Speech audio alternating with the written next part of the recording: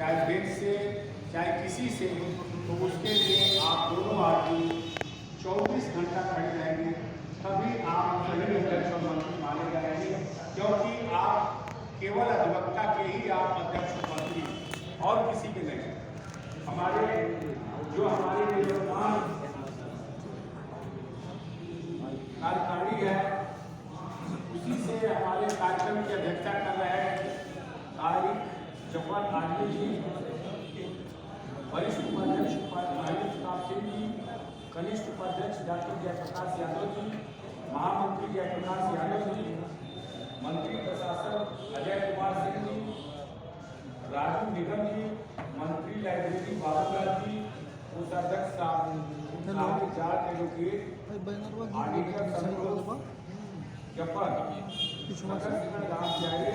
विजय वर्मा, राम सुव्यास यादव, हरिकेश भारती, दुर्विजय यादव, सुरबाल जी तथा हमारे विभिन्न तहसीलों से पधारे मोहम्मदाबाद से हमारे अकरम साहब, हमारे मऊ बार एसोसिएशन के अध्यक्ष श्री प्रमोद कुमार पालीवाल जी, महामंत्री रितेश श्रीवास्तव जी तथा हमारे बीच उपस्थित वरिष्ठ अधिवक्ता श्री कालिकादत्त पांडे जी, वेद प्रकाश पांडे जी, रतुल्ला साहब, जयंत सिंह, रमेश श्रीवास्तव जी, अखिलेश सिंह, जनार्दन यादव, राजेंद्र यादव, वरसदेव उपाध्याय, महेंद्र प्रताप सिंह, अशोक चौहान, रामविलास, राजेश मिश्रा, वीरेंद्र यादव, उमेश चंद, पीसी राय, ब्रजेश राय, अतुल यादव। आज अधिवक्ताओं के शपथ समारोह का एक कार्यक्रम है। हम अपनी गरिमा को भूलते जा रहे हैं। हमारी क्या गरिमा थी, आप सबको पता है कि जब ये देश गुलाम था तो इस देश की आजादी दिलाने के लिए सिर्फ और सिर्फ अधिवक्ता आगे आए थे। चाहे उसमें आप महात्मा गांधी जी का नाम लीजिए, चाहे सुभाष चंद्र बोस का नाम लीजिए, चाहे पंडित जवाहरलाल नेहरू का नाम लीजिए, ये सारे के सारे लोग, चाहे राजेंद्र प्रसाद जी का नाम लीजिए, चाहे अम्बेडकर जी का नाम लीजिए, सारे के सारे लोग बैरिस्टर और एडवोकेट, और इन लोगों की प्रेरणा से, इन लोगों के आंदोलन से, इन लोगों के दिखाए हुए राह पर हम लोग चल करके इस देश की आजादी पाए। जब इस देश की आजादी आपको मिल गई, फिर देश को चलाने की बात हुई कि हम इस देश को चलाएंगे कैसे, तब भी फिर अधिवक्ता ही आगे आए। चाहे अम्बेडकर जी हो, चाहे राजेंद्र प्रसाद जी हो, चाहे महामना मालवीय जी हो, ये सारे के सारे लोग एक कमेटी बनी विधानसभा को संविधान की, और संविधान के तहत जुडिशरी को, कार्यपालिका को, विधायिका को किस तरह से काम करने का अवसर दिया जाए, वो बातें सारे पिरोए गए। और उसी के अनुसार जब संविधान बन गया तो उस संविधान के तहत ये देश आज भी चल रहा है। लेकिन इस संविधान को बनाने वाले हमारे अधिवक्ता लोग थे। और जब 1952 का चुनाव हुआ पार्लियामेंट का, आप उस समय के पार्लियामेंट को देखे होंगे, करीब 90% अधिवक्ता चुन करके गए थे पार्लियामेंट। लेकिन उसके बाद डिटेरियोरेशन होता चला आया, क्योंकि हम अपने गरिमा को भूलते चले गए। और उस गरिमा को याद करना, उस गरिमा के साथ रहना, ये बहुत ही आवश्यक है। दोस्तों, कचहरी में आज आपकी हिंदी बार काउंसिल में 4.5 लाख एडवोकेट हैं। 4.5 लाख की फौज होती है, और उस फौज को अभी हमारे एक मित्र ने कहा कि हम बार काउंसिल गए थे, वहां बैठने का स्थान नहीं था। लगता है भाई साहब ने देखा नहीं। मेरे रिजीम में वहां राम स्वरूप जो जोगिंदर श्रीवास्तव जी हैं, कानपुर के सदस्य, उन्होंने 23 रुपया खर्च करके इससे बड़ा हॉल बिल्कुल बाराबंकी के सामने बना हुआ है और उसमें सब कुर्सी और मेज सब रखी गई है। बैठने का स्थान जो आपने एक आरोप लगाया कि वहाँ बैठने का स्थान नहीं है, लेकिन 4.5 लाख या 5,000 10,000 किसी की 5,000 लोकल लिया उन सबको बैठने की कैसे व्यवस्था होती है, मार्केट में बहुत अच्छी बड़ा हाल होगा। लेकिन अगर अधिक होता है जब आते हैं तो वो सारे लोग उसमें बैठते हैं। दूसरा आरोप ये लगाया गया कि वहाँ लाइन लगाया जाता है, डिजाइनिंग की आप बताइए लोग अभियोक्ता है और यहाँ एक चीज हमको देना है तो हम आपसे यही कहेंगे कि लाइन से ले लीजिए, लाइन में खड़ा होकर ले लीजिए। अधिवक्ता के बीच ही तो लाइन लगानी है। अगर अफरा तफरी मच गई तो कोई काम हो पाएगा? जाना तो जरूरी है, लाइन में लगाना जरूरी है। जब आपका नंबर आएगा तो आपका काम होगा। तो बिना सोचे समझे आरोप लगाया गया जो हमको गलत लगा। आप एक भाई साहब ने कहा कि हम अधिवक्ताओं का फंडामेंटल राइट को सीज करें। फंडामेंटल राइट में क्या चीजें हैं भाई साहब को मालूम होगा, और उस फंडामेंटल राइट में क्या सीज हो गया ये बात उन्होंने नहीं बताया। सीज क्या हो गया हम बता रहे हैं। तहसील जो हमारे वहां हर जिले में 4-5 तहसीलें हैं।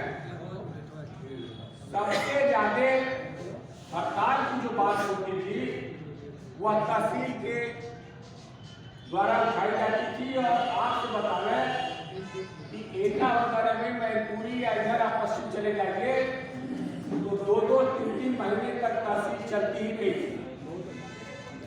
हड़ताल एक गरीब आदमी आपको कागजनामा लगाता है और अपनी फरियाद सुनने के लिए आपको खड़ा करता है और 4 महीने तक उसको आप डेट देते हैं कि काम नहीं हो रहा। हड़ताल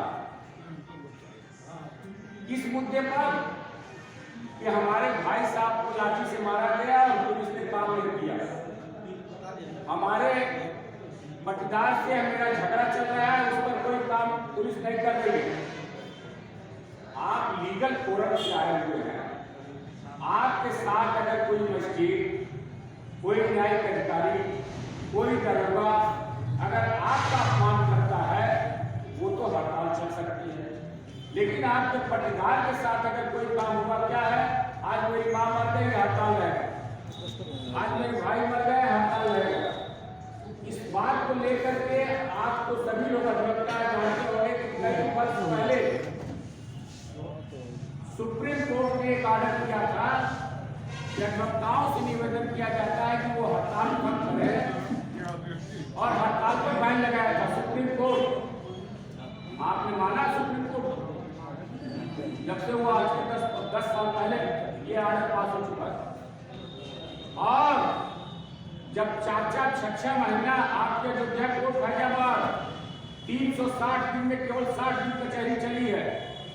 सुप्रीम कोर्ट ने क्या आर्डर किया है कि हमारा वहां जज बैठता है, हमारा मजिस्ट्रेट बैठता है, सरकारी वकील बैठता है, दरोगा बैठता है, थानाध्यक्ष बैठता है, तहसीलदार बैठता है और 360 में केवल 60 दिन कचहरी चली। ये अच्छी बात है। तो आप कहते हैं हमारा फंडामेंटल राइट।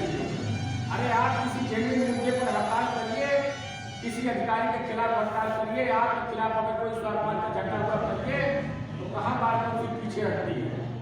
लेकिन आप कहेंगे हमारे पटदार के साथ ये होगा, पटदार ने हमको लाठी से मार दिया, झगड़ा झगड़ा आप ला करके बाद में रखेंगे, ये बात नहीं चलेगी। इस पर हमारे हाईकोर्ट ने कहा कि आप लोग पाबंदी लगाइए हड़ताल। तो वो हड़ताल को पाबंदी कौन लगाएगा? एसडीएम साहब, हमारे अध्यक्ष जी यही लगाएंगे। हाईकोर्ट ने अब तो एक फोरम भी बना दिया कि हमारे जनपद न्यायाधीश, हमारे डीएम, एसडीएम और बार के अध्यक्ष और मंत्री अगर कोई मामला होता है तो उनके पास ही जाना चाहिए। वो निराकरण नहीं करेंगे तो आप मेरे पास आइए। हाईकोर्ट में भी कमेटी बन गई। लेकिन मेरा भी यही कहना है कि हड़ताल जेनुइन मुद्दे पर होना चाहिए। फालतू की हड़ताल जो पटदारों से झगड़ा तो हो रही है और 4-4 महीने कचहरी बंद हो जा रही है, ये नहीं होगा। हम आपके बीच आए हैं। 1960 के बाद पूर्वांचल का कोई अध्यक्ष नहीं हुआ, लेकिन आप लोगों के कृपा से, आप लोगों के सहयोग से मैं चुनाव जीता और काउंसिल में अध्यक्ष के लिए खड़ा। और 1960 के बाद में पूर्वांचल का पहला अध्यक्ष चुना गया। इधर कोई चुना नहीं गया था पूर्वांचल में। इधर चुने कौन जाते हैं? केवल इलाहाबाद, बनारस, मेरठ, यही लोग अध्यक्ष चुने जाते हैं। हम लोग का पर्चा नहीं दाखिल होने देते। और जब मैं अध्यक्ष चुना गया, आप वहां मिलकर एक जो था वो 10,000 रुपये मिलता था। आप लोगों को जो पहले के वकील हैं वो लोग जानते होंगे, नहीं जानते होंगे, लेकिन आज जब मैं अध्यक्ष चुना गया तो मेडिकल एड मैंने 25,000 रुपया जमा किया। और कैंसर, लकवा या कोई गंभीर बीमारी हो गई है तो मेरे रिजीम में मैंने उसको 50,000 रुपया देने का आदेश किया है। और आज अधिवक्ताओं को पैसा मिल भी रहा। आप पहले 1.5 लाख रुपया डेट को पाते थे। अब बार काउंसिल ने डेट पर 70 वर्ष के नीचे जिन लोगों की डेथ हुई है उनको बार काउंसिल न्यासी समिति 5 लाख रुपया देती। और पहले बार काउंसिल 60 के बाद मरने के बाद ये जो 5 लाख रुपया, 3 लाख रुपया, 1.5 लाख, 3 लाख, 5 लाख। अब बारी बार काउंसिल जब मैं प्रेसिडेंट हुआ तो 70 के बाद भी अगर अधिवक्ता मरता है उसको हम लोग 3 लाख रुपया देते हैं। और आप रजिस्ट्रेशन फीस कितना दे रहे हैं? 720। और ST/ST का कितना है? 120। वहाँ 150 कर्मचारी काम करते हैं जो लोग गए हम लोग देखे होंगे कैसे बात काउंसिल चलती है। वहाँ जो लोग गए, चाहे वो अध्यक्ष है, जो पदाधिकारी है, वो जानते हैं। या आपने बाल की बात जानिए, अपनी बात में चलाते हैं। और ये जो 3 लाख रुपया मिल रहा है 70 के बाद, उसको कमेटी ने प्रस्ताव रखा है कि उसको 5 लाख। हम लोगों ने सरकार से, जब मैं प्रेसिडेंट था तो आप जानते हैं 15 दिन हड़ताल में मैंने किया था और 6 मांगे थे। पहला तो 65 के बाद अधिवक्ताओं को 20,000 रुपया पेंशन दिया गया। दूसरा हमारा LIC कर दिया जाए 10 लाख रुपए का। तीसरा मेडिकल है, हम जहां भी एडमिट हो वहां फ्री में कराया जाए, जैसे आप आयुष्मान योजना में करा रहे हैं।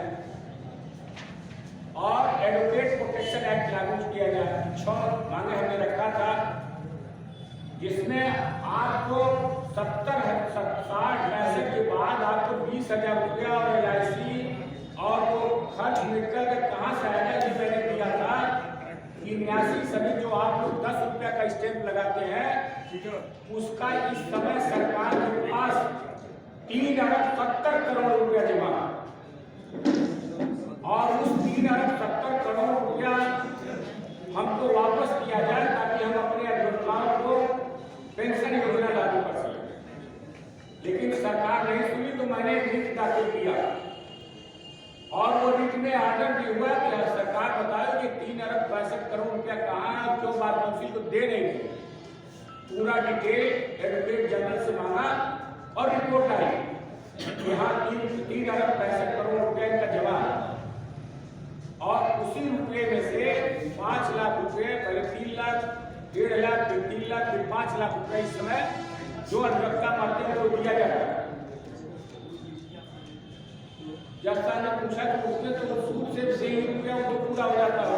5 लाख जो आप दे रहे हैं और भी 2 साल 3 साल के बाद देते हैं, साल भर के बाद देते हैं, तुरंत तो आप दे नहीं रहे हैं कि मर गया, डूब गया, अध्यक्ष और मंत्री लिखा और तुरंत आप सेंक्शन कर दिए। उसके लिए आपकी एडवोकेट जनरल उसमें कमेटी में है, आपका सचिव है और आपका एक सदस्य बार काउंसिल का है। एडवोकेट जनरल बैठता ही नहीं मीटिंग में, और जब बैठता नहीं है तो पास नहीं होता है। तो हाईकोर्ट ने आदेश किया उस रुपये का हिसाब करके बार काउंसिल को लौटाया जाए। और आपसे मैं बताऊं कि आदेश होते ही सरकार ने उस आदेश के खिलाफ सुप्रीम कोर्ट में रिट दाखिल किया और स्टे करा और वो उसी तरह से 3 अरब रुपया आपका 67 करोड़ बढ़ा।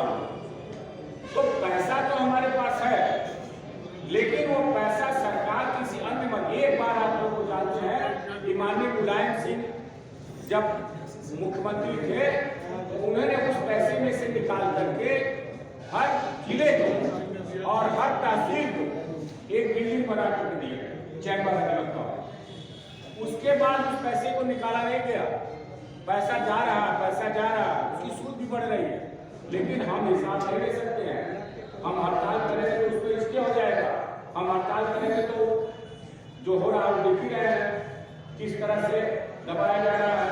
तो दोस्तों ये सब बातें हैं, लेकिन ये बात आप लोगों को भी जानना चाहिए। और जो प्रतिनिधि आते हैं, चाहे एमएलए साहब चाहे सांसद जी, उनसे पूछना चाहिए कि हमारा पैसा हम लोग क्यों नहीं लौटाया जा रहा। वो रुपया अगर बात काउंसिल में आ जाए तो आज हम 20 से 25 हजार तक पेंशन देने के लिए सक्षम हो जाएंगे। हम अपने अधिवक्ताओं को जो बीमार है कहीं भी देश में उनकी दवा कराने के लिए ऑर्डर कर सकते हैं, जैसे आप आयुष्मान का किए हुए। आप तो एक्सेप्ट लिख दिया गया है, चाहे 2000 का कृषि बीमा हो, चाहे वो आयुष्मान योजना है, हमको नहीं लगता उसमें एक्सेप्ट लिखा हुआ डेरोगेट नहीं है। तो आप इस पर विचार करिए, अपने ही में छितरामेशा मत करिए। आप लड़ाई लड़िए, जब एक रहेंगे तभी कुछ मिलेगा, छितरामेशा से कुछ नहीं मिलने वाला है। आज